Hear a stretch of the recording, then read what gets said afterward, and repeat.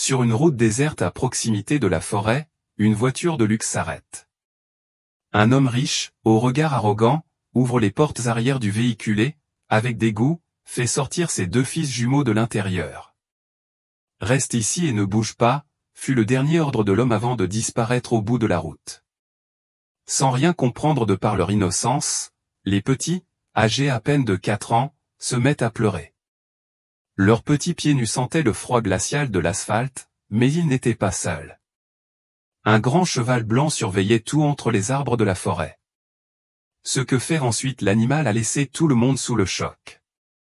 Tout d'abord, si, comme nous, vous aimez les animaux, abonnez-vous à la chaîne dès maintenant pour ne manquer aucune histoire passionnante.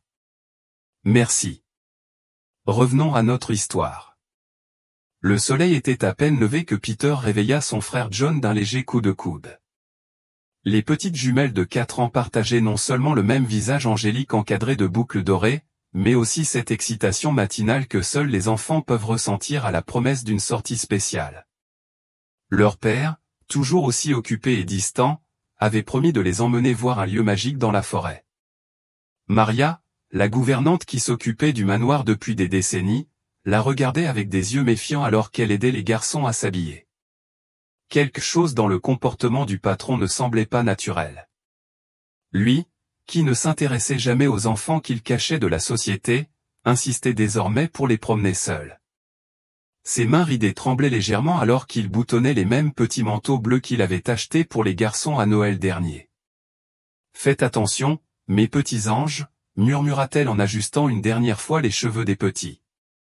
Pedro souriait en montrant la petite fenêtre entre ses dents de devant, tandis que Joao s'accrochait à la jupe de la gouvernante, une ombre d'hésitation traversant son regard toujours aussi vif. Maria sentit une oppression dans sa poitrine. Si seulement il pouvait alerter Clara, la mère des garçons, ancienne femme de ménage, qui vit désormais dans la ville voisine. L'élégante voiture noire s'est garée devant le manoir à cette heure précise. Roberto est sorti du véhicule, ajustant son costume impeccable, comme s'il s'agissait d'un simple jour de travail. Son visage ne montrait aucune émotion alors qu'il saluait ses enfants d'un geste lointain. « Entrez, profitons de demain », dit-il sèchement en ouvrant la porte arrière. Le voyage se poursuit en silence sur la route qui serpente entre les fermes de la région. Pedro et Joao, assis sur la banquette arrière, échangèrent des regards curieux, leurs petites mains entrelacées, comme ils le faisaient toujours lorsqu'ils ne se sentaient pas en sécurité. Par la fenêtre, ils virent les pâturages céder la place à une végétation de plus en plus dense, jusqu'à ce que la voiture commence à avancer sur un étroit chemin de terre. L'air à l'intérieur du véhicule devenait plus lourd à chaque kilomètre. Roberto consultait obsessionnellement sa montre, ses doigts tambourinant nerveusement sur le volant. Les jumeaux ont commencé à ressentir cette peur indéfinie que ressentent les enfants lorsque quelque chose ne va pas, même s'ils ne comprennent pas exactement quoi. Finalement, la voiture s'est arrêtée dans une clairière entourée de vieux arbres. La lumière du matin filtrait paresseusement à travers les feuilles, créant une mosaïque d'ombre sur le sol couvert de feuilles. « Descends », ordonna Roberto, sa voix plus froide que d'habitude.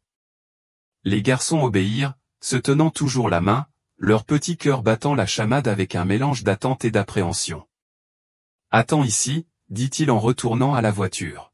« Je vais avoir une surprise. » Les jumeaux regardèrent avec confusion leur père rentrer dans le véhicule. Le moteur gronda doucement et, à sa grande surprise, la voiture commença à bouger, tournant lentement autour de la clairière. Pedro fit un pas en avant, mais Joao le retint, un sanglot coincé dans la gorge. C'est alors que le mouvement de l'autre côté du sentier a attiré son attention. Un majestueux cheval blanc émergea des arbres, sa crinière argentée brillant dans la lumière filtrée du matin. L'animal s'est arrêté. Ses yeux profonds étaient fixés sur la scène qui se déroulait. 2 petits abandonnés, la voiture avançant de plus en plus loin sur le chemin de terre, ne laissant qu'un nuage de poussière et l'écho d'un cri d'enfant qui commençait à briser le silence de la forêt. Le vent soufflait plus fort, secouant les branches des arbres, comme si la nature elle-même protestait contre cet acte de cruauté. L'odeur de la terre humide et des feuilles fraîchement tombées emplit l'air, tandis que Pedro et Joao, ne comprenant toujours pas vraiment ce qui se passait, resserraient leur emprise sur les petites mains de l'autre. Le cheval blanc fit un pas en avant, les oreilles aux aguets, captant chaque sanglot des enfants, comme si quelque chose dans son instinct naturel l'obligeait à rester là. Témoin silencieux de ce moment qui allait changer à jamais le destin de toutes les personnes impliquées. Les heures s'éternisaient comme une éternité pour les petits jumeaux. Le soleil, qui s'était auparavant doucement filtré à travers les feuilles, commençait maintenant son voyage vers le bas, peignant le ciel de teintes oranges qui rendaient les ombres de la forêt encore plus menaçantes. Pedro et Joao restaient assis sur une bûche tombée, leurs petites jambes tremblantes à force d'errer en rond dans la clairière, attendant un retour que leur cœur d'enfant croyait encore possible. « Il reviendra, Joao », murmura Pedro pour la 10e fois, plus pour se convaincre que son frère. Ses paroles semblaient de moins en moins convaincantes à mesure que les heures passaient. Joao, à son tour, avait arrêté de pleurer, mais son silence était encore plus pénible que ses larmes. Ses yeux bleus, identiques à ceux de son frère, fixaient l'endroit où la voiture avait disparu, comme si sa concentration pouvait comme par magie faire réapparaître le véhicule. Le cheval blanc n'avait pas quitté les lieux. Tout au long de l'après-midi, il resta à une distance respectueuse, broutant calmement parmi les arbres voisins, mais gardant toujours les jumeaux dans son champ de vision. Parfois, ses oreilles se dirigeaient vers les garçons, captant leurs murmures et leurs sanglots réprimés. À l'approche du crépuscule, le froid commençait à s'infiltrer à travers les manteaux bleus des petits. La faim était également présente. Ils n'avaient rien mangé depuis leur petit déjeuner précipité au manoir. Pedro essaya d'être courageux, se souvenant des histoires que Maria racontait sur les aventuriers de la forêt. Mais son estomac gargouilla et la peur commença à ronger sa détermination. « J'ai faim », murmura Joao, rompant enfin son long silence. C'est à ce moment-là que quelque chose d'extraordinaire s'est produit. Le cheval blanc, comme s'il comprenait l'impuissance des enfants, s'approcha lentement. Son nez effleura doucement un buisson voisin, révélant des mûriers que les garçons n'avaient pas remarqués. Pedro fut le premier à comprendre l'intention de l'animal. Avec prudence, il s'approcha des bails, tirant Joao par la main. « Regarde, Joao, comme ceux que nous avons mangés dans le jardin de grand-mère. » Il n'y avait pas beaucoup de petites mûres sauvages, mais elles servaient à calmer momentanément la faim qui leur serrait l'estomac. Le cheval regardait patiemment les jumeaux cueillir et partager les baies entre eux, en s'assurant toujours que chacun recevait la même quantité, une habitude qu'ils avaient développée parce qu'ils pouvaient se comprendre. Leurs petites mains étaient teintes en violet et, pendant un bref instant, des sourires timides illuminaient leurs petits visages. Mais l'obscurité avançait rapidement et avec elle arrivaient les bruits nocturnes de la forêt. Chaque ululement de hibou, chaque bruissement de feuilles obligeait les garçons à se serrer plus fort. La peur momentanément oubliée lors de la découverte des murs est revenue avec force. C'est alors que le cheval blanc prit une décision qui allait changer le sort de ses enfants. Avec des mouvements volontairement lents pour ne pas les effrayer, il s'allongea à côté de la bûche où étaient assis les jumeaux. Son corps large et chaud offrait une barrière naturelle contre le vent qui commençait à souffler plus fort. Pedro fut le premier à comprendre l'invitation silencieuse. Il tira doucement Joao et ensemble ils se blottirent contre la douce fourrure de l'animal. La chaleur émanant du corps du cheval était réconfortante et son odeur rappelait vaguement les matinées à la ferme de leur grand-mère lorsqu'ils visitaient les écuries avec Maria. « Il est gentil », murmura Joao, la voix étouffée par le sommeil qui commençait à l'envahir. Pedro hocha la tête, les yeux lourds de fatigue. Le cheval restait parfaitement immobile, comme s'il comprenait l'importance de son rôle à ce moment-là. À mesure que la nuit s'approfondissait, les bruits de la forêt semblaient moins effrayants à côté de leur protecteur de fortune. Les jumeaux, épuisés par le tourbillon d'émotions de la journée, finirent par s'endormir, leurs petites têtes appuyées l'une contre l'autre, tandis que le cheval montait la garde en silence. Maria marchait sans relâche dans les couloirs, le cœur lourd d'inquiétude. Quelque chose lui disait que ce voyage n'avait pas été normal. Mais que pourrais-tu faire? Roberto était revenu seul, s'enfermant dans son bureau avec une bouteille de whisky, refusant de répondre à toute question sur l'endroit où se trouvaient les enfants. Ainsi se termina la première journée d'abandon. 2 petits anges endormis sous la protection improbable d'un cheval blanc. À des kilomètres de là, dans un manoir silencieux, les premiers fils d'un sombre complot ont commencé à se dévoiler. Sunrise a trouvé Joachim, le vieux fermier, dans sa routine matinale. À 75 ans, il gardait l'habitude de se réveiller avant l'aube pour prendre soin de ses animaux, notamment Neve, son cheval blanc, qui était son plus fidèle compagnon depuis 15 ans. Pourtant, ce matin-là, quelque chose était différent. L'écurie était vide et il n'y avait aucune trace de l'animal aux endroits habituels. Étrange, murmura-t-il en grattant sa barbe grisonnante alors que ses yeux parcouraient le paysage familier de son petit domaine. Durant toutes ces années, Neve n'avait jamais passé une seule soirée dehors. L'animal revenait toujours avant la nuit, comme s'il comprenait les inquiétudes de son propriétaire âgé. Pendant ce temps, dans la clairière, les premiers rayons du soleil réveillèrent Pierre et Jean de leur sommeil agité. Pendant un moment de confusion, les jumeaux regardèrent autour d'eux, désorientés, jusqu'à ce que la réalité de la veille revienne avec vengeance. Cependant, la panique initiale a été apaisée par la présence constante du cheval blanc, qui est resté allongé à côté de lui offrant le même confort que la nuit précédente. « J'ai soif », murmura Joao, la voix rauque après avoir pleuré la veille. Comme s'il comprenait la demande, le cheval se releva lentement, attendant que les enfants reprennent l'équilibre sur leurs propres jambes. D'un pas délibéré, il commença à marcher vers un sentier presque imperceptible entre les arbres, s'arrêtant de temps en temps pour vérifier si les petits le suivaient. Pedro tenait fermement la main de son frère et, ensemble, ils accompagnaient leur protecteur improvisé. Après quelques minutes de marche, le bruit de l'eau courante parvint à ses oreilles. Un ruisseau aux eaux cristallines serpentait entre les rochers, ses eaux glacées reflétant la lumière du matin. Au manoir, Roberto fait face à son propre réveil, beaucoup moins serein. La bouteille de whisky vide à côté de son fauteuil était le témoin silencieux d'une nuit blanche. Son téléphone portable n'arrêtait pas de sonner. Message de Clara, la mère des garçons, qui demande avec inquiétude où se trouvent ses enfants. Il avait menti en disant que les enfants dormaient après une journée fatigante, mais il savait que cette excuse ne durerait pas longtemps. Sœur Roberto, la voix de Maria interrompit ses sombres pensées. Madame Clara est au portail. Elle insiste pour voir les enfants. L'homme se releva brusquement, son visage normalement contrôlé déformé par un mélange de panique et de colère. Dites-leur que je suis encore sorti avec eux. Inventez n'importe quoi, mais ne la laissez pas entrer. De retour dans la forêt, les jumeaux ont commencé à ressentir les premiers signes d'espoir. Le cheval blanc les avait guidés non seulement vers l'eau, mais aussi vers des arbres fruitiers chargés de goyaves mûres.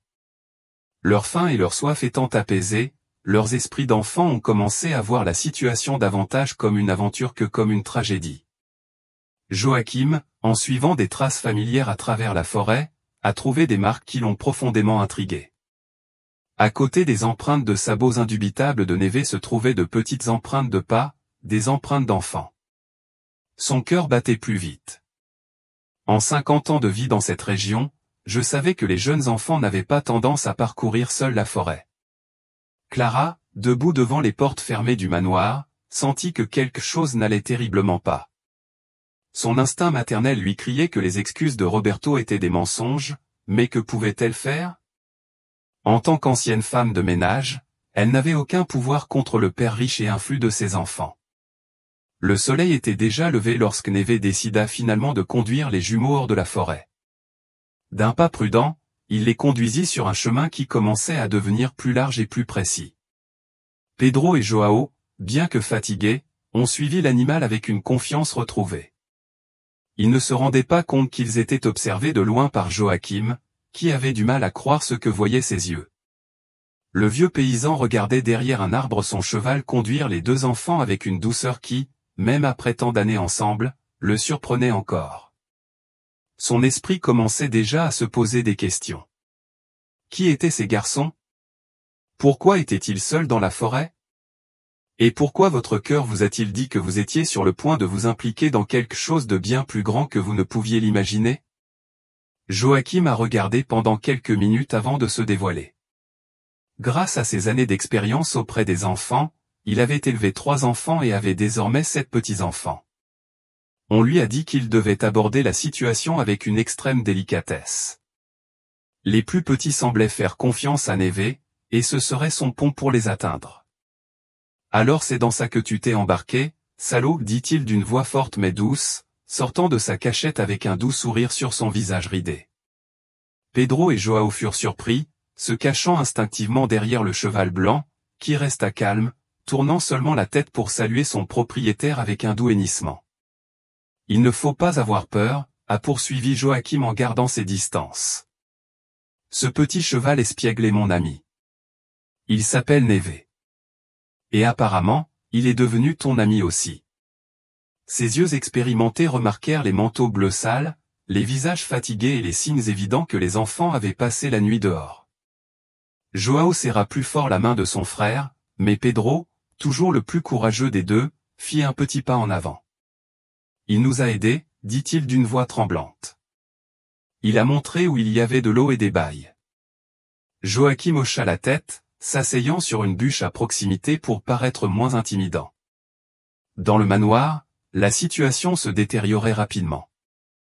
Clara avait réussi à convaincre Maria de lui dire ce qu'elle savait de cet étrange voyage.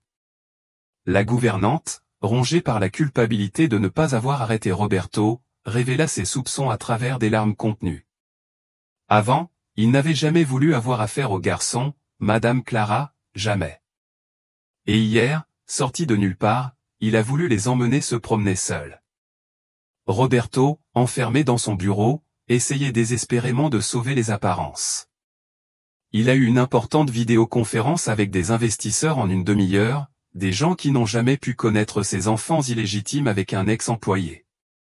Sa réputation d'homme d'affaires respectable et sa position dans la haute société dépendaient de ce secret. Retour à la forêt, Joachim avait réussi à convaincre les jumeaux de l'accompagner chez lui, en leur promettant des plats chauds et un endroit sûr pour se reposer.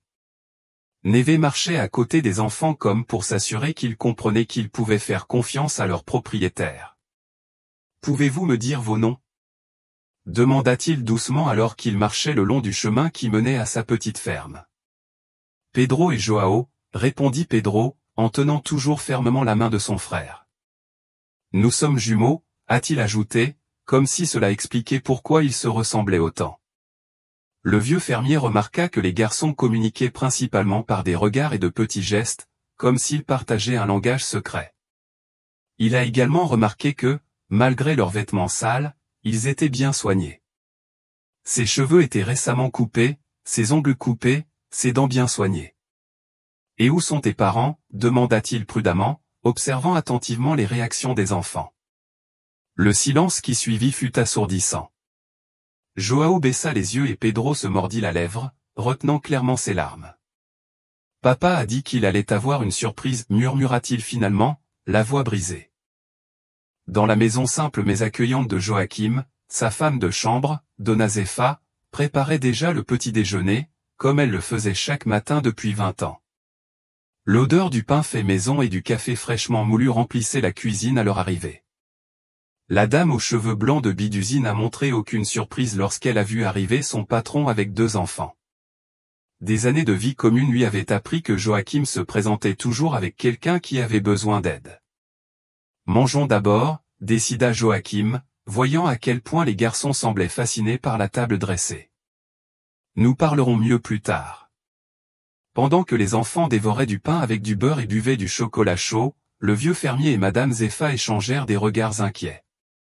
Quelque chose de très grave était arrivé à ces petits et ils devaient découvrir quoi. À la fin du repas, alors que les jumeaux semblaient plus détendus et que leur estomac était rassasié, Joao parla enfin. Sa voix était à peine au-dessus d'un murmure. La voiture était noire, comme celle que papa utilise toujours pour aller travailler. Pedro a terminé. Il est parti et n'est jamais revenu. Les mots flottaient dans l'air comme un lourd nuage, portant un poids qu'aucun enfant ne devrait avoir à supporter. Clara parcourait les rues de la petite ville avec le désespoir écrit sur son visage. Après la conversation avec Maria, l'intuition de sa mère lui a crié encore plus fort que quelque chose de terrible était arrivé à ses garçons. Elle s'est arrêtée devant le commissariat, les mains tremblantes lorsqu'elle a touché la poignée de la porte. Je savais que je ferais face à de la résistance. Après tout, Roberto était l'un des hommes les plus influents de la région. Madame, sans preuve concrète, nous ne pouvons rien faire, a expliqué le chef Mendes, un homme d'âge moyen qui évitait son regard. Le père a autant le droit que toi de passer du temps avec les enfants. S'il dit qu'il voyage. Clara sentit son sang bouillir.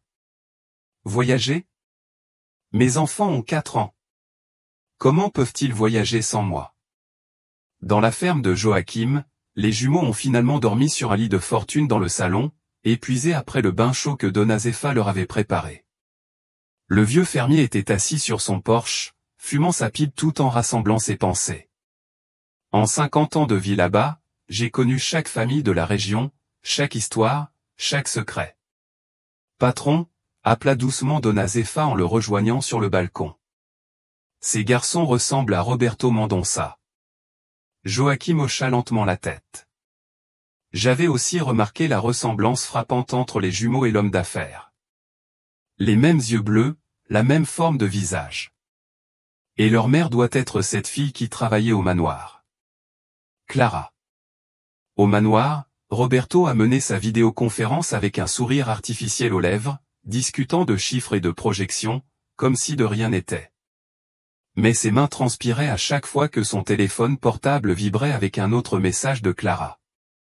Il devait faire quelque chose pour la faire taire définitivement avant qu'elle ne détruise tout ce qu'il avait construit. Maria observait le mouvement dans le manoir avec des yeux attentifs. Il a vu Roberto passer un appel suspect, parlant à voix basse de résoudre définitivement le problème. Le cœur de la belle grand-mère des garçons se serra.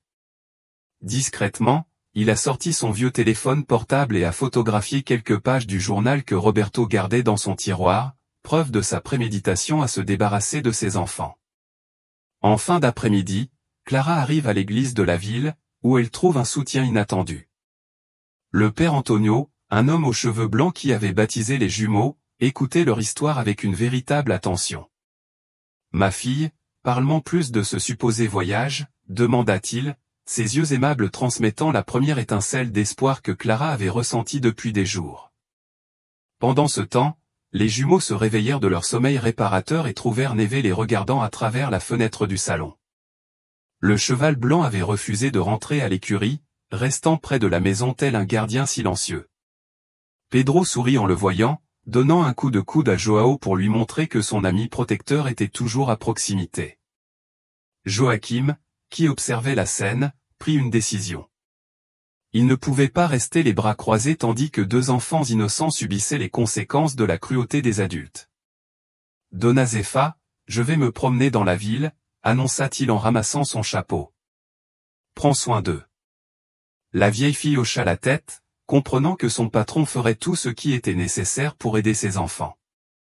Au commissariat, le chef Mendes a relu pour la 3e fois l'incident que Clara avait tenu à enregistrer. Quelque chose dans le comportement de Roberto le dérangeait également, mais ses mains étaient liées par l'influence de l'homme d'affaires. C'est alors que Joachim entra dans sa chambre, apportant avec lui le poids de ses décennies de respect dans la communauté. « Adjoint », commença le vieux fermier, lourdement assis sur sa chaise. « Il faut parler de 2 enfants qui apparaissent en train de pleurer au milieu de ma propriété. » L'adjoint Mendes se redressa sur sa chaise, soudain beaucoup plus intéressé. La parole de Joachim avait du poids. Il était connu pour son intégrité sans faille. Devant le commissariat, Clara attendait anxieusement, les mains serrées sur le chapelet que sa mère lui avait offert. Elle ne savait pas qu'à ce moment précis, un réseau de protection commençait à se former autour d'elle et de ses enfants. Le père Antonio a appelé les membres influents de la communauté. Maria a soigneusement gardé les preuves qu'elle avait rassemblées et Joachim a mis sa réputation en jeu pour défendre 2 enfants qu'il connaissait à peine. Roberto allait et venait dans son bureau, le visage déformé par l'anxiété. Son avocat, le docteur Marcos, venait de partir après une réunion tendue. Il faut agir vite, avait prévenu le juriste. Si cette histoire se révèle, votre candidature au conseil d'administration de l'entreprise est terminée.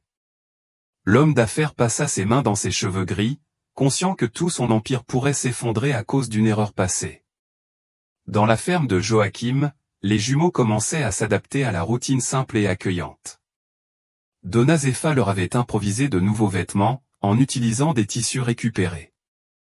Et Pedro aidait déjà à nourrir les poules, tandis que Joao se découvrait une passion inattendue pour le dessin, en utilisant les crayons de couleur décolorés appartenant aux petits-enfants du fermier. « Regarde, grand-père Joachim », s'est exclamé Joao en montrant un dessin où l'on voyait clairement Neige, le cheval blanc, protégeant deux petits personnages sous un arbre. Le vieux fermier sentit son cœur se serrer en entendant le terme « grand-père ». En seulement 2 jours, des enfants s'étaient déjà infiltrés au plus profond de son cœur. Clara rencontra à nouveau le père Antonio, cette fois accompagné de Maria, qui tremblait en lui remettant les photographies du journal de Roberto. « Il a tout planifié », murmura la gouvernante, ses mains ridées serrant un mouchoir. Il a écrit qu'il devait se débarrasser des enfants avant la réunion du conseil d'administration de la semaine prochaine. Le prêtre examina attentivement les images, son visage habituellement serein empreint d'inquiétude. « C'est sérieux ?» marmonna-t-il en sortant son téléphone. « Je vais appeler le docteur Elena. Elle est procureure et membre de notre paroisse. Nous devons agir dans le respect de la loi, mais de toute urgence. » Roberto, inconscient de la mobilisation qui grandissait contre lui, a reçu un appel qui l'a fait sourire pour la première fois depuis des jours. Son détective privé avait localisé Clara et découvert sa routine.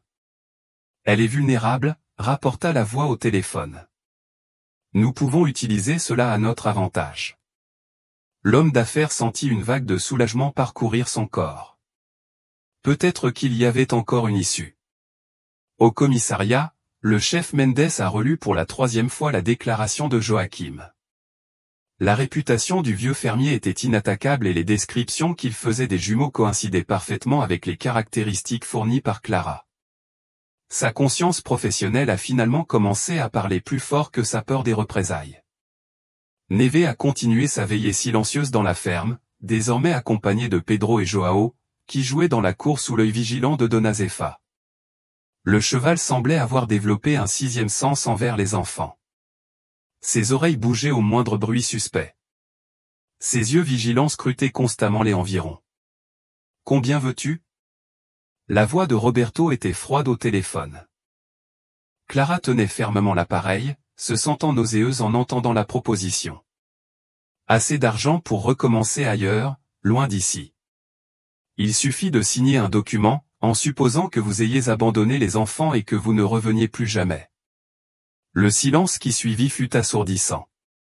Au parquet, Elena a examiné les preuves présentées par le père Antonio. Les photographies du journal, combinées aux témoignages de Maria et de Joachim, ont commencé à former une image effrayante.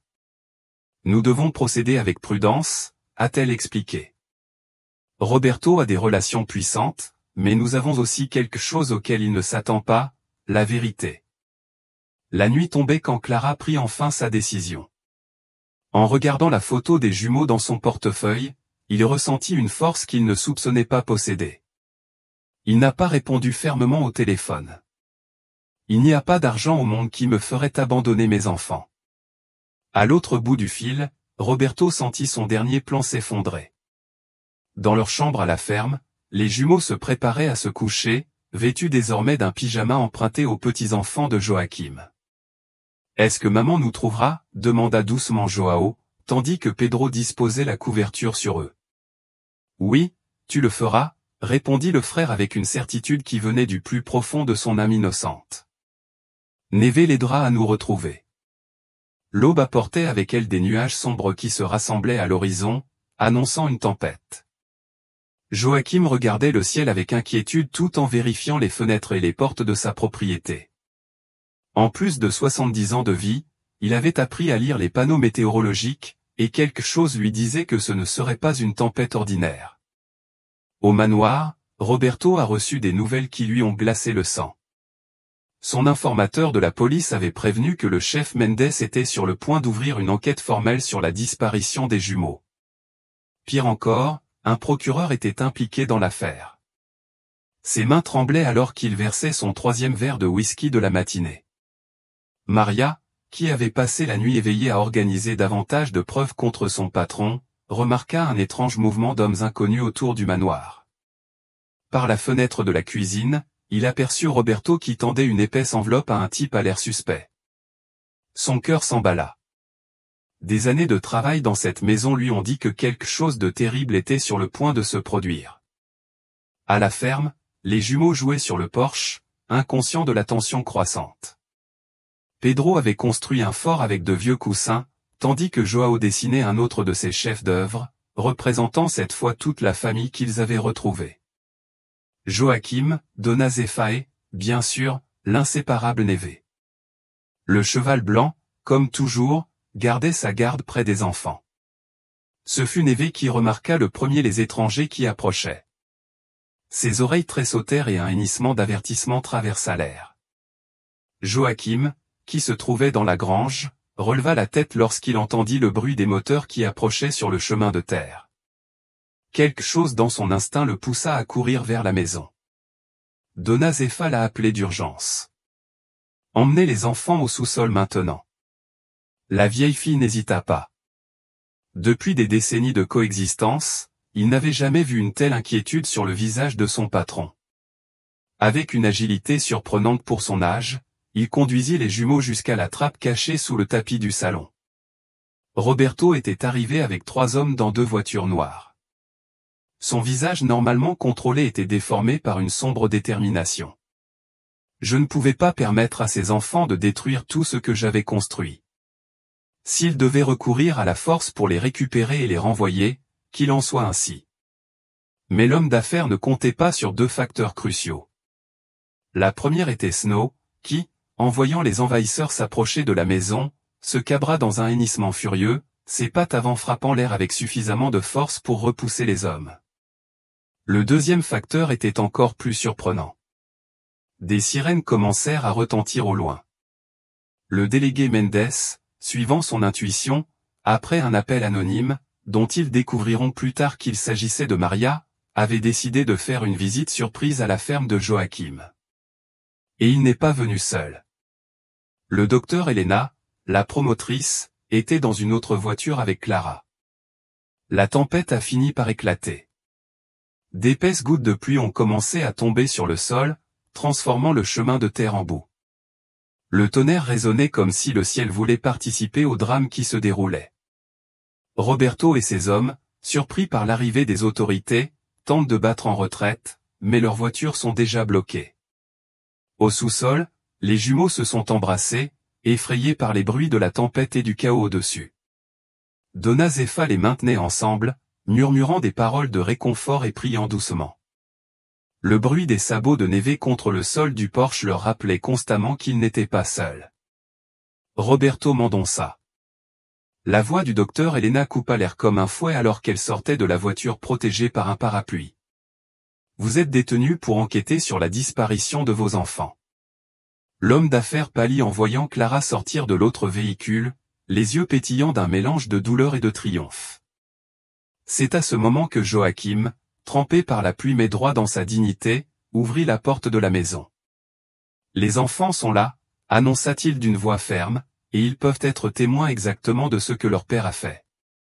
Le vieux fermier n'avait pas besoin de dire autre chose. Le visage coupable de Roberto disait tout. Le bruit des pas descendant les escaliers du sous-sol résonnait comme un tambour dans le cœur de Clara.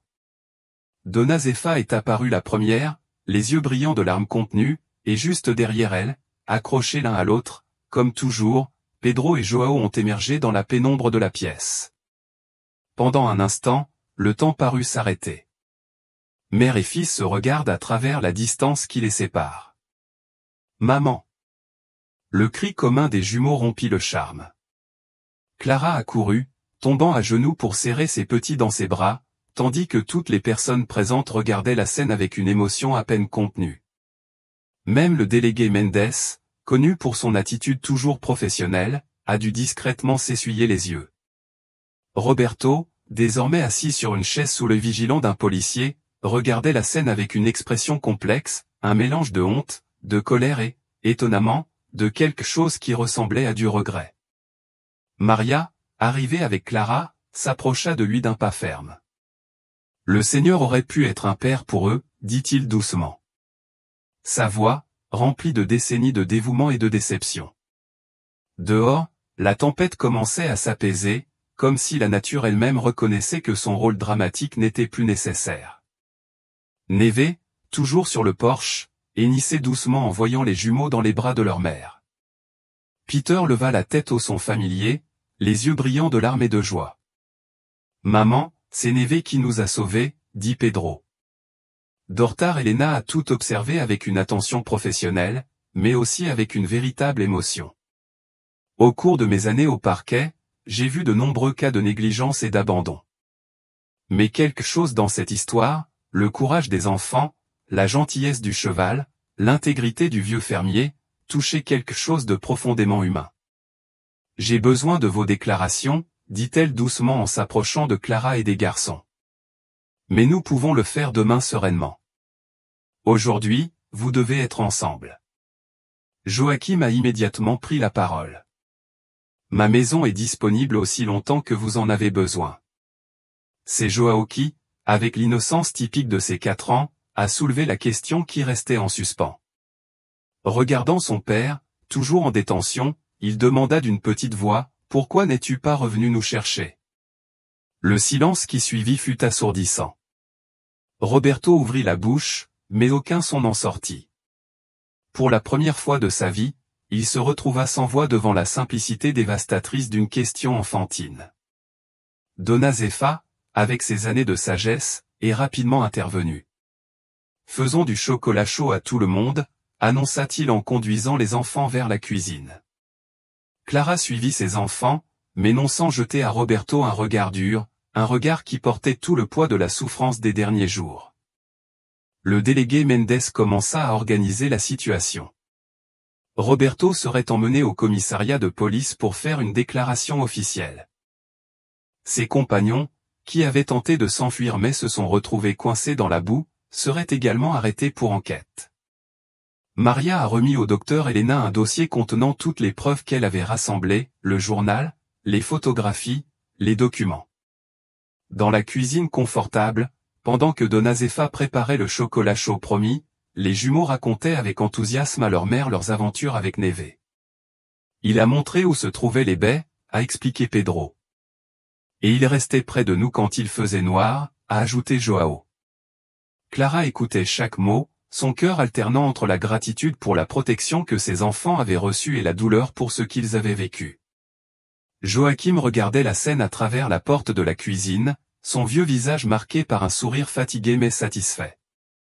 Neve, comme si elle sentait sa mission accomplie, quitta finalement son poste sur le porche et se dirigea vers l'écurie, ses sabots laissant de profondes traces dans la terre humide. La nuit tomba sur la ferme, apportant avec elle une paix différente de celle des derniers jours. Les jumeaux, épuisés mais heureux, se sont endormis sur les genoux de leur mère en buvant du chocolat chaud. Clara les regardait dormir, promettant silencieusement que rien ni personne ne les séparerait plus jamais. La nouvelle s'est répandue dans la petite ville comme une traînée de poudre. Le lendemain matin, la ferme de Joachim a reçu un cortège constant de visiteurs apportant de la nourriture, des vêtements pour les enfants et des mots de soutien. Dona Zefa pouvait à peine organiser toutes les tartes, gâteaux et gourmandises qui arrivaient. Sa cuisine s'était transformée en un véritable quartier général solidaire. Au commissariat de police, Roberto a été confronté au premier d'une longue série de témoignages. Assis devant le docteur Elena et l'adjoint Mendes, l'homme d'affaires a commencé à prendre conscience de la gravité de ses actes. Son avocat, le docteur Marcos, est resté silencieux, conscient que la quantité de preuves rendait inutile toute tentative de déni. « Vous avez prévu cela depuis des semaines », a déclaré le procureur en feuilletant le journal avec des notes minutieuses. Il a même choisi l'endroit exact dans la forêt. Chaque mot était comme un coup de marteau porté à la façade de respectabilité que Roberto avait bâtie au fil des années.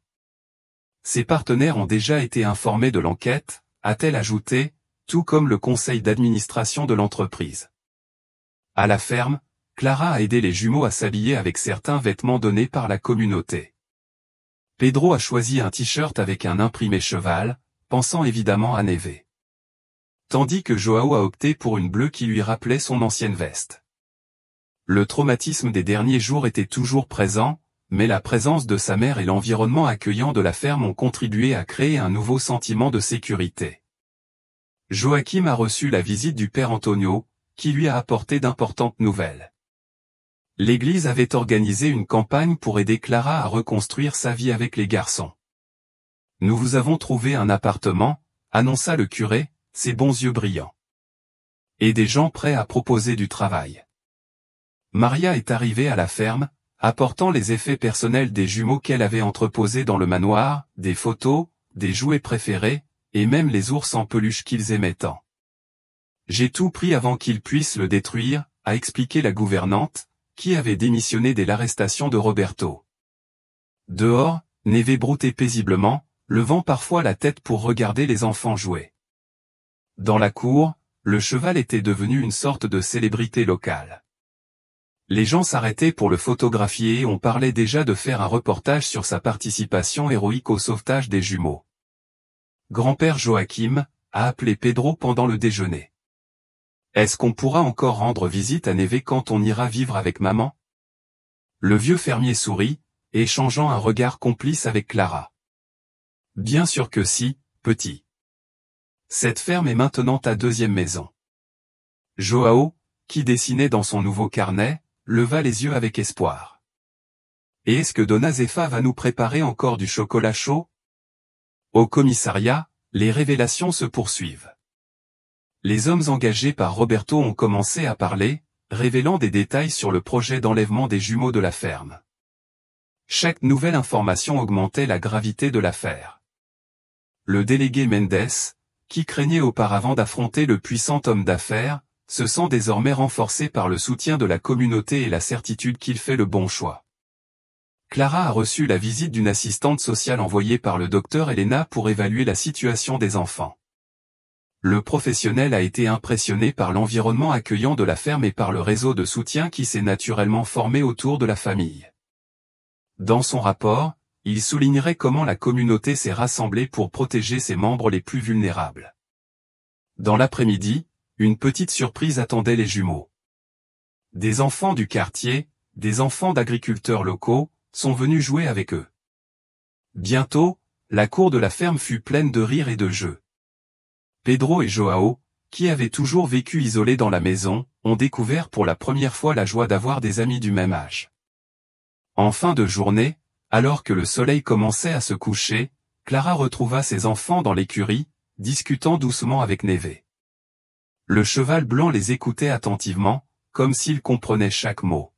« Promets que tu ne nous oublieras pas » a demandé Joao en caressant le nez de l'animal. Clara sentit les larmes lui monter aux yeux. Leur petit avait trouvé un ami improbable qui leur avait enseigné la loyauté et la protection comme aucun adulte ne pourrait le faire. La semaine avançait et, avec elle, arrivaient des révélations de plus en plus surprenantes sur les motivations de Roberto. Dans son bureau, le docteur Elena examinait une pile de documents trouvés après une perquisition autorisée dans le manoir. Entre contrats et rapports financiers, on a découvert que l'homme d'affaires était sur le point de conclure un accord d'1 million de dollars avec des investisseurs étrangers. Un deal qui exigeait une réputation irréprochable. Il avait une clause morale dans le contrat, a expliqué le procureur à Clara lors d'un entretien dans son bureau. Tout scandale familial annulerait l'accord. La mère des jumeaux entendit tout avec un mélange d'horreur et d'indignation. Alors il préfère abandonner ses propres enfants plutôt que de perdre de l'argent ? À la ferme, la vie suivait un rythme plus détendu. Pedro avait développé un intérêt particulier pour le travail rural, suivant Joachim dans ses tâches quotidiennes. Le garçon, auparavant timide et renfermé, bavardait désormais sans fin sur les poules, les potagers et, bien sûr, les chevaux. Joao, à son tour, a transformé ses expériences en art, remplissant des cahiers entiers de dessins colorés qui racontaient son histoire. Neve a continué à être une présence constante dans la vie des jumeaux. Le cheval semblait avoir un sixième sens pour les moments où les enfants avaient besoin de plus de confort. Alors que Pedro faisait un cauchemar d'être abandonné dans la forêt, il fut retrouvé le matin dans l'écurie, dormant paisiblement contre la douce fourrure de l'animal. Maria, qui vit désormais temporairement avec sa sœur en ville, a continué à révéler des détails importants. Roberto a toujours eu peur que les garçons apparaissent en public, a-t-elle déclaré au docteur Elena. Il payait même les gens pour qu'ils gardent le silence sur leur existence. L'ancienne femme de ménage a remis une nouvelle série de documents, de reçus et de notes qui prouvaient des années de pots de vin et d'accords secrets. Au commissariat de police, le chef Mendes a reçu un visiteur inattendu. L'un des associés de Roberto, impressionné par la nouvelle, est venu en personne faire une déclaration. « Nous avons toujours trouvé étrange qu'il évite de parler de sa famille », a déclaré l'homme. Maintenant, on comprend pourquoi, mais abandonner des enfants, c'est impardonnable. Clara a commencé à organiser le déménagement vers l'appartement proposé par la communauté. Les jumeaux l'ont aidé à leur manière, en séparant les jouets et les vêtements, mais en leur demandant toujours s'ils pouvaient continuer à visiter la ferme. Tout le week-end, a-t-elle promis, réalisant à quel point cet endroit et ses habitants étaient devenus essentiels au rétablissement de ses enfants. Donna Zefa a préparé des spécialités spéciales à stocker dans la nouvelle maison de Clara. En grandissant, les garçons ont besoin de bonne nourriture, dit-elle en remplissant des bocaux de biscuits et de bonbons faits maison. La vieille cuisinière s'était attachée aux jumeaux comme s'ils étaient ses propres petits-enfants, et la perspective de les voir partir, même de près, lui serrait le cœur. Un après-midi, alors qu'ils jouaient dans la cour, Joao a posé une question qui a surpris tout le monde. « Maman, pourquoi papa ne nous aimait-il pas ?» Le silence qui suivit fut pesant. Clara était assise avec ses enfants à l'ombre d'un arbre, cherchant les mots pour expliquer quelque chose de si complexe à de si jeunes esprits. « Parfois, mes amours, les adultes font de mauvais choix », commença-t-elle en les serrant tous les deux dans ses bras. « Ce n'est pas ta faute, ça ne l'a jamais été. » Pedro posa sa tête sur l'épaule de sa mère. « Mais grand-père Joachim nous aime bien, n'est-ce pas ?» Clara sourit à travers ses larmes. « Oui, mon amour, et beaucoup de gens t'aiment. » Neve, qui paissait à proximité, s'est approchée lorsqu'elle a remarqué la conversation émouvante. Le cheval baissa sa tête imposante, poussant doucement chacun des jumeaux, comme pour confirmer les propos de Clara. Joao rit en caressant le nez de l'animal. « La neige nous aime aussi, maman. » Le soir, pendant le dîner à la ferme, Joachim reçoit un appel du père Antonio. La nouvelle était significative. L'entreprise de Roberto avait décidé de le retirer définitivement du conseil d'administration. Le scandale de l'abandon d'enfants, associé à la découverte de pots de vin et d'accords secrets, avait détruit sa réputation professionnelle. L'appartement destiné à Clara et aux jumeaux se trouvait à seulement 15 minutes de la ferme de Joachim. C'était un endroit simple mais confortable, avec 2 chambres et un petit balcon donnant sur un jardin communautaire. Tout le quartier s'est mobilisé pour accompagner ce changement. Les rideaux ont été cousus, les murs peints, les meubles donnés et restaurés avec amour. « Regarde, maman !» s'exclama Pedro en courant vers la fenêtre de sa nouvelle chambre. « Pouvez-vous voir les arbres d'ici ?» Joao rejoignit bientôt son frère, les yeux brillants lorsqu'il découvrit qu'il pouvait aussi apercevoir au loin un petit morceau de la ferme de Joachim. Clara regardait ses enfants avec un cœur plein. Après tant d'obscurité, ils virent enfin la lumière d'une nouvelle aube. Le docteur Elena avait réalisé quelque chose d'extraordinaire, une décision de justice garantissant une pension alimentaire substantielle aux jumeaux. « C'est le moins qu'il vous doit », a expliqué le procureur en remettant les documents à Clara. Et nous avons même réussi à placer une partie des actifs de Roberto dans un fonds pour l'éducation des enfants. À la ferme, Joachim et Donna Zefa préparaient une surprise spéciale. Avec l'aide de voisins astucieux, ils ont construit une petite cabane dans les arbres près de l'écurie. Pour quand les garçons viennent nous rendre visite, expliqua le vieux paysan, les larmes aux yeux en voyant le résultat du travail collectif. La petite maison avait même une fenêtre qui donnait directement sur l'endroit où se reposait Neve. Maria, qui travaillait désormais comme femme de ménage dans la maison du père Antonio, apporta des nouvelles importantes concernant Roberto. L'homme d'affaires, confronté à toutes les preuves et sous la pression de ses associés, avait accepté un règlement judiciaire. En plus d'un soutien financier, il s'est engagé à garder ses distances avec les enfants jusqu'à ce qu'ils décident eux-mêmes, lorsqu'ils seront plus âgés, s'il souhaite avoir des contacts. Peut-être qu'un jour il comprendra ce qu'il a perdu, a commenté Maria en regardant les jumeaux jouer dans le jardin de la ferme. Pedro avait appris à donner des carottes à Neve sans crainte, tandis que Joao faisait un autre de ses dessins détaillés du cheval. Mais ses enfants n'ont plus besoin de lui. Il y a assez d'amour ici. Clara a commencé un nouvel emploi à la bibliothèque municipale, organisant des activités de lecture pour les enfants. Ses enfants l'accompagnaient certains après-midi, enchantés par les histoires et la possibilité de se faire de nouveaux amis. Joao s'est découvert une passion particulière pour les livres d'art, tandis que Pedro s'intéressait aux récits d'aventure et aux animaux. Un jour, pendant le petit déjeuner dans leur nouvelle maison, Pedro fait une observation qui touche le cœur de Clara. « Maman, nous avons maintenant la plus grande famille du monde, n'est-ce pas ?» Joao accepta avec enthousiasme, en énumérant ses doigts. « Il y a maman, grand-père Joachim, Dona Zefa, Neve, tante Maria, père Antonio. » Les visites du week-end à la ferme sont devenues un rituel sacré. Dès leur arrivée, les jumeaux coururent vers l'écurie, où Neve les accueillit avec un hennissement doux, qui semblait contenir tous les secrets de cette histoire extraordinaire. Le cheval, bien qu'il soit resté à la ferme, était devenu un élément indissociable de la famille qui s'était constituée. Dona Zefa les attendait toujours avec des friandises spéciales et Joachim inventait de petites tâches à faire avec les garçons, planter des graines dans le jardin, nourrir les poules, réparer la clôture. Il élève 2 petits agriculteurs, plaisante Clara, émue, voyant comment ses enfants s'épanouissent dans cet environnement d'amour et de simplicité. Un après-midi, alors qu'il se reposait à l'ombre d'un arbre, après avoir aidé Joachim dans ses tâches, Joao demanda pensivement, « Maman, ces journées dans la forêt étaient vraiment mauvaises, n'est-ce pas ?» Clara sentit son cœur se serrer, mais avant qu'elle puisse répondre, Pedro intervint.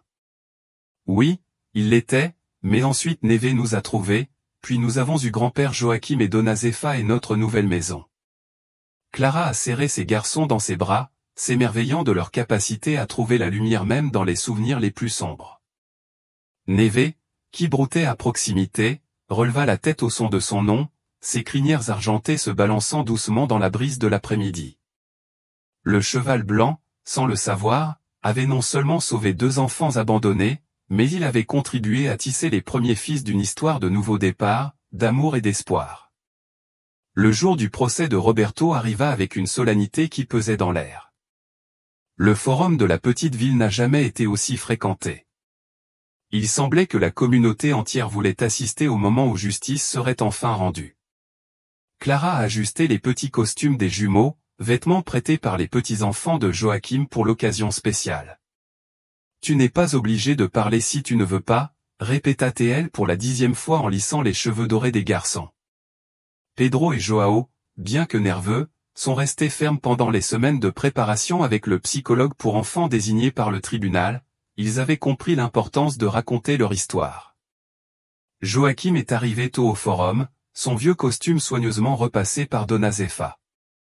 Le vieux fermier portait avec lui une enveloppe en papier craft contenant des photos qu'il avait prises des premiers jours des jumeaux dans sa ferme. Des images qui documentent non seulement l'état fragile dans lequel les enfants sont arrivés, mais aussi le rétablissement progressif de leur joie. Roberto entra dans la salle d'audience, entouré de ses avocats, mais quelque chose dans son attitude habituellement hautaine avait changé. Des mois de détention préventive et la perte de tout ce qu'il considérait comme important avaient laissé des traces visibles. Ses yeux, autrefois froids et calculateurs, portaient désormais l'ombre de quelque chose qui pourrait être du remords. Le docteur Elena a présenté le cas avec une précision chirurgicale, démêlant le complot de l'abandon, des mensonges et des tentatives de dissimulation. Les preuves étaient accablantes, le journal avec les plans détaillés, les témoignages des complices, les photographies, les documents prouvant la motivation financière de tout cela. Lorsqu'il fut temps pour les jumeaux de faire leur brève déclaration, un silence absolu s'empara du tribunal. Joao tenait fermement la main de son frère, tandis que Pedro, avec un courage qui a surpris tout le monde, racontait les événements de cette journée fatidique. Sa voix enfantine, claire et honnête, résonnait dans toute la pièce. « Papa a dit qu'il allait avoir une surprise, mais il est parti et nous a laissés seuls dans la forêt. » Le juge, un homme aux cheveux gris qui ressemblait vaguement à Joachim, écoutait tout avec une attention particulière. Ses yeux s'adoucirent lorsqu'il observa les jumeaux, se durcirent à nouveau lorsqu'ils se tournèrent vers Roberto. L'histoire du cheval blanc qui a sauvé les enfants l'a visiblement touché. Il avait lui-même des petits-enfants de l'âge des garçons. Maria a témoigné des années de secrets et de manipulation au manoir. Sa voix tremblait d'indignation lorsqu'il décrivait la façon dont Roberto traitait ses propres enfants comme une menace à cacher. Il ne leur a jamais permis de l'appeler père en public, a révélé l'ancienne gouvernante. Chaque fois que quelqu'un d'important visitait le manoir, les enfants étaient enfermés dans la pièce du fond. Mais le moment le plus marquant est survenu lorsque Clara s'est levée pour prendre la parole. Avec une dignité qui a fait taire toute la salle, elle n'a pas versé une seule larme en décrivant sa lutte pour maintenir le contact avec ses enfants, les menaces voilées de Roberto, la terreur des jours où les garçons manquaient. « Je ne suis pas là pour me venger », a-t-elle déclaré en regardant directement Roberto. « Je suis ici parce qu'aucun enfant ne devrait avoir à subir ce que mes enfants ont vécu, parce qu'aucun parent ne devrait avoir le droit de renvoyer ses enfants comme s'ils constituaient un problème à éliminer. » C'est alors que Roberto, contrairement aux instructions de ses avocats, a demandé à parler. La salle entière retint son souffle lorsqu'il se releva, le visage marqué par une expression que personne n'avait vue auparavant. « J'ai tout perdu », commença-t-il, la voix rauque. « Mon entreprise, ma réputation, mon pouvoir, mais rien de tout cela n'est comparable à ce que j'ai jeté ce matin-là dans la forêt. » Les jumeaux, assis entre Clara et Joachim, observaient leur père avec un mélange de curiosité et d'appréhension. Joao serrait son carnet de croquis contre sa poitrine. À l'intérieur se trouvait un portrait de la nouvelle famille qu'il avait trouvée, avec la neige occupant bien le centre de la page. Le juge a ajusté ses lunettes, se préparant à prononcer la sentence. La salle d'audience est restée totalement silencieuse, la tension étant palpable dans l'air. Roberto est resté debout, ses paroles de regret résonnant toujours sur les murs de la salle d'audience. Clara tenait les mains de ses enfants, sentant leur petit cœur battre à tout rompre. Ce tribunal, a commencé le magistrat, sa voix grave remplissant la salle, est confronté aujourd'hui à l'un des cas les plus troublants de son histoire, non seulement à cause de l'acte d'abandon lui-même, mais à cause de la préméditation, de la froideur de la planification et de la tentative ultérieure de dissimulation du crime. Le juge fit une pause, ses yeux scrutant la pièce avant de continuer. Mais nous avons aussi été témoins de quelque chose d'extraordinaire, une communauté qui s'est réunie pour protéger deux enfants innocents.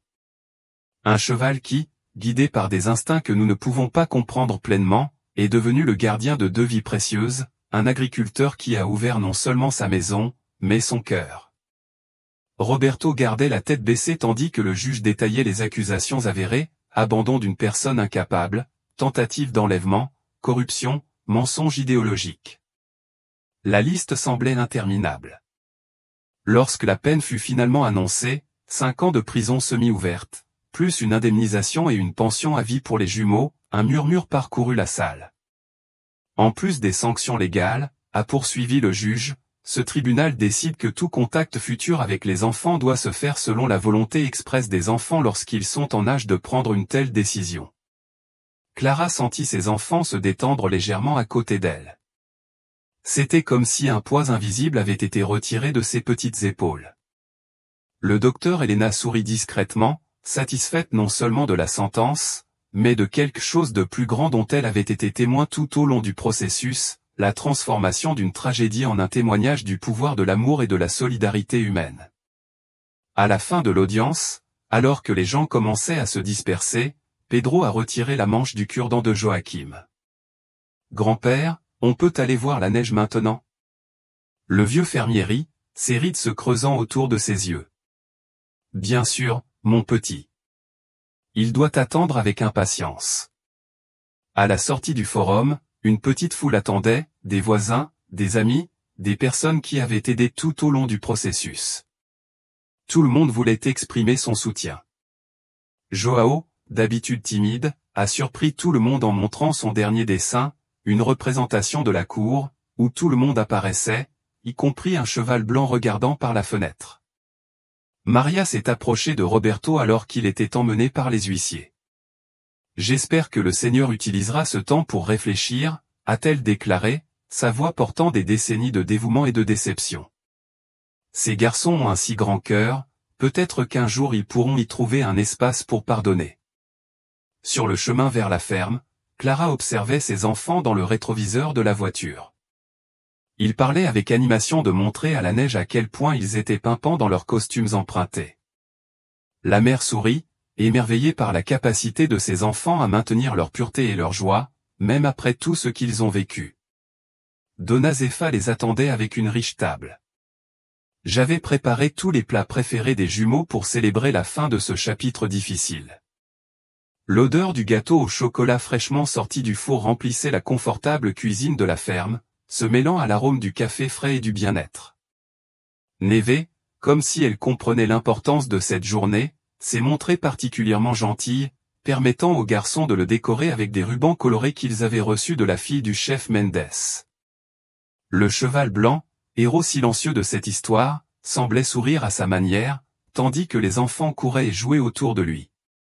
Au crépuscule, assis sur le porche de la ferme, Clara, Joachim et Donna Zefa regardaient les jumeaux jouer dans le jardin. Vous savez, dit le vieux fermier, la voix étranglée par l'émotion, pendant toutes ces années passées à cultiver cette terre, je n'aurais jamais imaginé que ma plus belle récolte serait celle de l'amour. 3 semaines s'étaient écoulées depuis cette matinée fatidique dans la forêt. Le soleil du dimanche baignait la ferme de Joachim d'une lumière dorée qui semblait bénir la scène qui se déroulait dans la cour. Une grande table avait été dressée sous les arbres, décorée de fleurs sauvages et de nappes brodées. C'était la célébration du 5e anniversaire des jumeaux. Toute la communauté était présente. Le père Antonio discutait avec animation avec le délégué Mendes, tandis que le docteur Elena aidait Donna Zefa à organiser les derniers détails de la fête. Maria, qui travaille désormais à la bibliothèque avec Clara, a distribué aux enfants présents des petits livres qu'elle avait séparés comme souvenirs. Pedro et Joao, vêtus de nouveaux t-shirts avec des imprimés de chevaux, couraient dans la cour avec d'autres enfants. Leur rire remplissait l'air, libre et authentique, comme si les ombres du passé récent n'étaient qu'un lointain cauchemar. De temps en temps, ils s'arrêtaient pour vérifier si Snow, attaché près de la fête avec des rubans colorés dans sa crinière, appréciait la fête. Regardez ces deux-là, commenta Joachim à Clara en observant les garçons. Qui le savait il y a 3 semaines? Sa voix se brisa, étranglée par l'émotion. Clara serra affectueusement le bras du vieux fermier. Merci à toi, papy Joachim, et à Neve, bien sûr. Les deux rirent en regardant le cheval blanc qui semblait sourire en entendant son nom. Joao avait préparé une surprise spéciale, une fresque murale avec tous les dessins qu'il avait réalisés depuis son arrivée à la ferme. Les images racontaient son histoire, depuis les premières traces effrayées de la forêt jusqu'aux scènes joyeuses de sa nouvelle vie. Au centre de la fresque, un portrait particulier, Neve protégeant 2 petits garçons au clair de lune.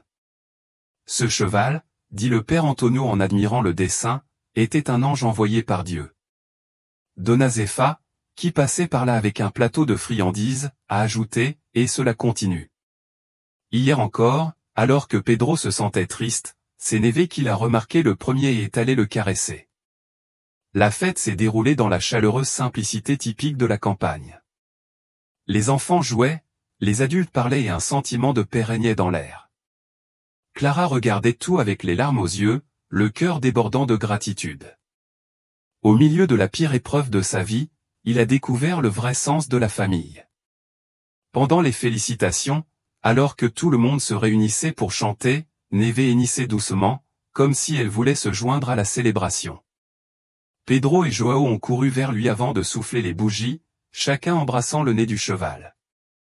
Il fait aussi partie de la famille, a expliqué Pedro avec la simple sagesse d'un enfant. Famille, réfléchit Clara plus tard, alors que le groupe commençait à se disperser. Ce n'est pas que du sang, n'est-ce pas? Joachim, assis dans son fauteuil à bascule préféré, sourit. Non, ma fille. La famille, c'est celle qui reste à nos côtés dans nos heures les plus sombres. C'est celle qui nous protège sans rien demander en retour. C'est celle qui nous accepte tels que nous sommes. Les jumeaux jouèrent avec leurs nouveaux dons, partageant tout naturellement, comme il le faisait toujours. Joao avait reçu un kit de peinture professionnelle du docteur Helena, tandis que Pedro avait reçu un livre illustré sur les chevaux du père Antonio. Mais le cadeau le plus spécial avait été une surprise de Joachim, une plaque officielle accrochée dans l'écurie, déclarant Neve comme tutrice officielle des jumeaux. Alors que le soleil commençait à se coucher, teignant le ciel de nuances de rose et d'orange, les dernières notes de cette célébration de la vie et de l'amour résonnaient dans toute la ferme. Pedro et Joao, fatigués mais heureux, se sont endormis sur le banc du balcon, leurs visages sereins illuminés par le dernier rayon de soleil de la journée. Clara les regardait, ressentant une paix qu'elle n'aurait jamais imaginée possible il y a 3 semaines. Neve broutait paisiblement à proximité, ses crinières argentées se balançant doucement dans la brise du soir. À l'horizon, les premières étoiles ont commencé à apparaître, témoins silencieux d'une histoire qui prouvait que l'amour, sous ses formes les plus diverses, avait le pouvoir de transformer les plus grandes tragédies en triomphe de l'esprit humain. Ainsi, sous le ciel étoilé de cette ferme devenue refuge d'amour et d'espoir, l'histoire des jumeaux trouva non pas une fin, mais un nouveau départ. Un début construit sur des fondations de gentillesse, de courage et de la forme d'amour la plus pure. Lui qui ne connaît aucune barrière, ne formule aucune exigence et, comme Neve l'a démontré, n'a parfois même pas besoin de mots pour transformer des vies à jamais.